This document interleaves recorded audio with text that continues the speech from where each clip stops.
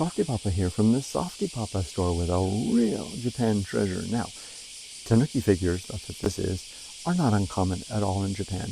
You can find them practically. If I walked around my neighborhood, I'd probably see, half dozen Tanuki figures like this standing, larger than this, standing in front of the doors if I checked at a dozen houses, or maybe 2 dozen.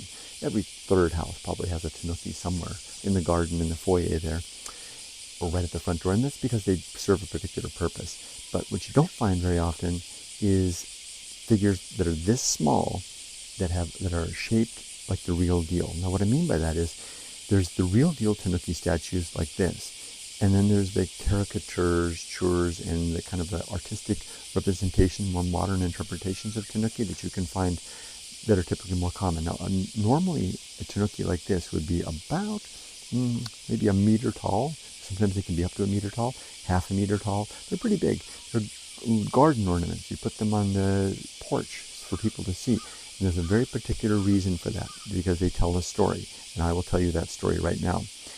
Tanukis are called raccoon dogs. They're actual animals that live here in Japan. They're neither raccoon nor dog, but something kind of in between. Look them up if you want. They live here. I see them regularly. There's a Tanuki track that runs. This is my garden. This is my backyard. There's a trail through my bamboo forest that comes up here and then goes right up here into this meadow.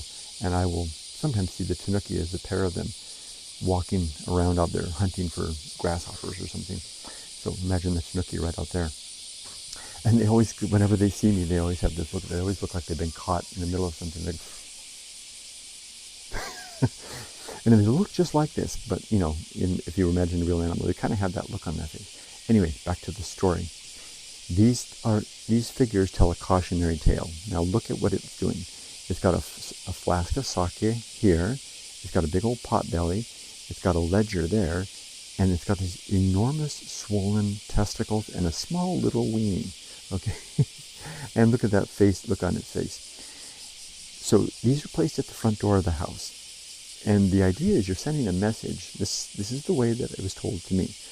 Now, I'm sure that there are different ways of describing this. They're sending a message to the man of the house who comes home every day and enters through the front door.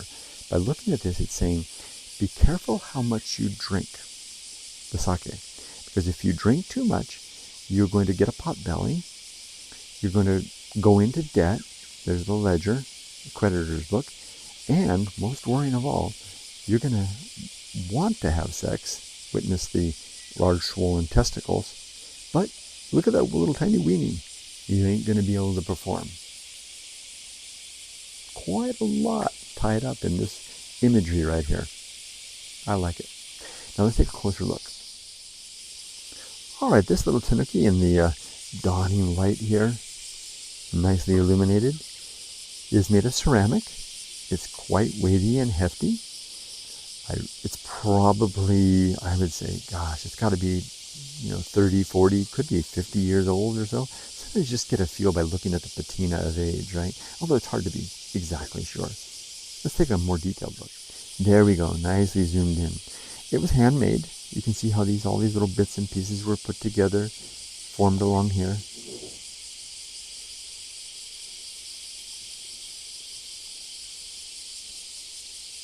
Yeah, I think it was handmade. That's what I would say. It probably had a piece of paper along the bottom there at one time. Maybe I can see a little residual of that.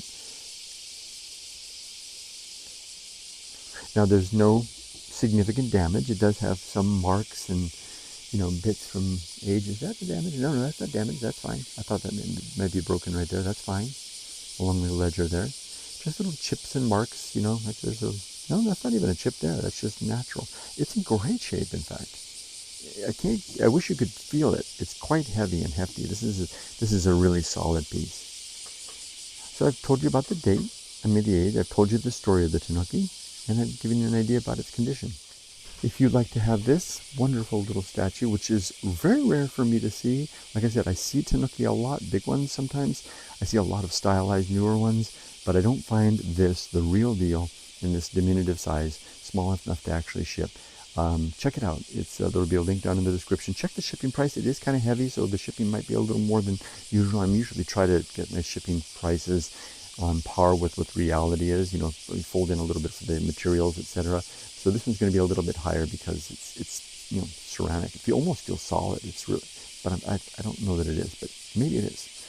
This is a real special one. This is the kind that I'm gonna list, and I'm gonna put it out on my own, probably on my own foyer until someone buys it. I do that a lot. Now that I'm kind of a retired antique dealer, you know, I buy stuff that I want to have in my own house and make it available to other people. And when they buy it, then I go find something else. Thanks for dropping by to have a look. Here's a couple of photos. Oh, and if I can find it here before I start the other photos, here's a photo of a real Tanuki, the one I told you, spotted in my backyard. And then you'll see the photos of the atom.